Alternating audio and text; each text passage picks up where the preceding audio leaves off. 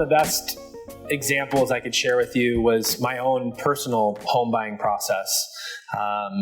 Represented myself. I'd been in the business for a couple of years, had grown my company and my team, done a lot of transactions, and was pretty versed in the business at that time. So my wife and I found a house that we really liked, that we wanted to buy. Their process starts even sooner than when we came in the picture. They listed the home with a family friend to try to save money. The agent told us that. Said, I'm the cousin, I'm from out of the area, not even a local agent. And they listed the property for way too much money to start. They had 2 price reductions or 3 price reductions, and eventually they accepted an offer. And the offer that they accepted was a contingent offer, meaning that the buyer had to sell their home first to buy that property.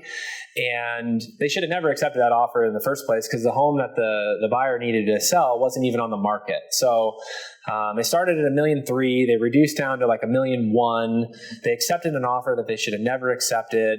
And 60 days later, the buyer was not able to sell their home, and the transaction canceled. The seller was in a hurry at this time. They had burned 4 or 5 months, and they came back on the market at $999. So they had reduced by $300,000 at this point. I saw the property and offered $900,000, and they rejected it. They said, no way, not happening.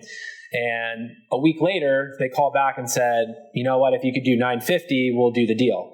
And so I split the difference with them. I said, I'll do $925. They agreed. So we got the property in contract at $925, which was well below market value. But again, at that point, they had burned 4 to 5 months, and the seller had to sell, and they really didn't have a choice. My wife and I, we needed to complete our tax returns prior to being able to qualify for the loan. We were trying to purchase a home in November, and we weren't going to be able to file our taxes until March, basically.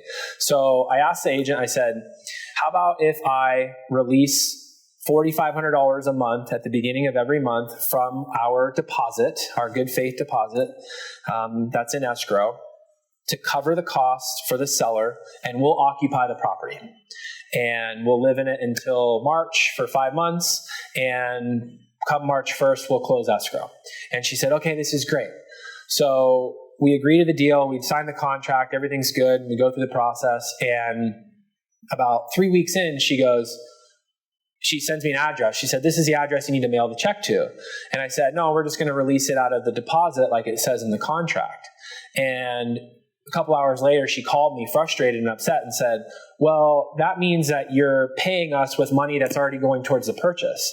And I said, yeah, you're right. That's exactly what I'm doing. It was a negotiation tool, is leveraging the contract in a way that I knew would benefit us. She was inexperienced, and she admitted it. She said, I didn't catch that. I didn't realize that. I've only done a couple transactions. So the moral of the story is we lived in the property for 5 months with using money that was already going towards the purchase. So we lived there for free, essentially. That ended up costing the sellers over $20,000. And I think the house was worth about $1.2 million when we bought it. We refinanced it 6 months later, and the appraisal came back at $1.15 million. So somewhere in that ballpark, $1.15 million, $1.2 million. So they lost about $300,000 in equity when they sold the property. They lost another $25,000 just in poor negotiation, all trying to save 2.5%, which was about $20,000, by hiring their family friend to do them a favor.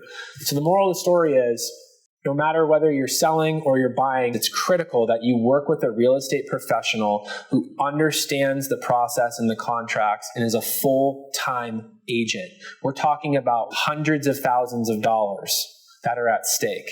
It's absolutely important that you work with someone who knows what they're doing. So don't make the mistake that the person who sold their house to us did and hire a friend to try to save $20,000, because it ended up costing them $350,000.